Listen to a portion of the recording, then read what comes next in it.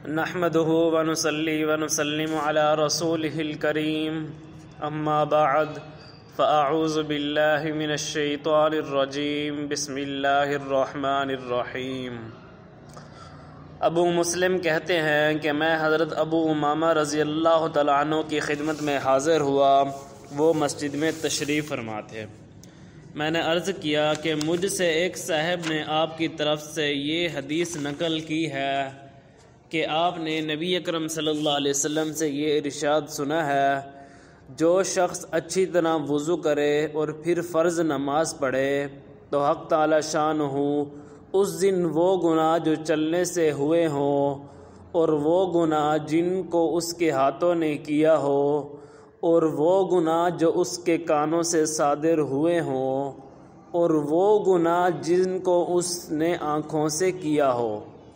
اور وہ گناہ جو اس کے دل میں پیدا ہوئے ہوں، سب کو معاف فرما دیتے ہیں۔ حضرت ابو امامہ رضی اللہ تعالیٰ عنہ نے فرمایا کہ میں نے یہ مضمون نبی کریم صلی اللہ علیہ وسلم سے کئی دفعہ سنا ہے۔ فائدے میں شیخ لکھتے ہیں کہ یہ مضمون بھی کئی صحابہ سے نقل کیا گیا ہے، چنانچہ حضرت عثمان رضی اللہ تعالیٰ عنہ کی ایک روایت نقل کرتے ہیں کہ اللہ کے نبی نے فرمایا کہ کسی شخص کو اس بات سے مغرور نہیں ہونا چاہیے، اس کا مطلب یہ ہے کہ اس گھمنڈ پر کہ نماز سے گناہ معاف ہو جاتے ہیں، گناہوں پر جرت نہیں کرنا چاہیے،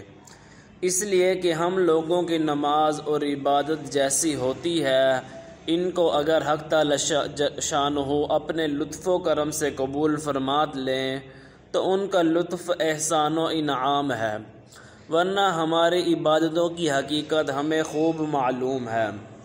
اگرچہ نماز کا یہ اثر ضروری ہے کہ اس سے گناہ معاف ہو جاتے ہیں، مگر ہماری نماز بھی اس قابل ہے، اس کا علم اللہ ہی کو ہے۔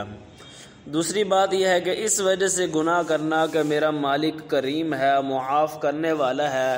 انتہائی بے غیرتی ہے۔ اس کی مثال تو ایسی ہوئی کہ کوئی شخص یوں کہے کہ اپنے ان بیٹوں سے جو فلاں کام کریں درگزر کرتا ہوں، تو وہ نالائق بیٹے اس وجہ سے کہ باپ نے درگزر کرنے کو کہہ دیا ہے،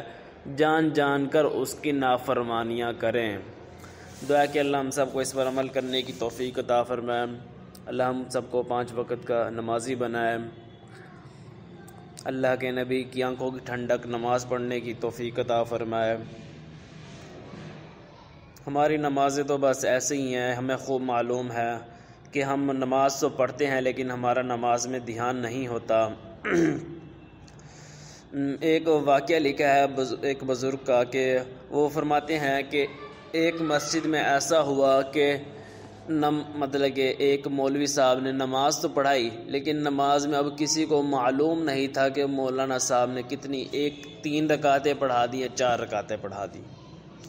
تو اب ایک آدمی پیچھے سے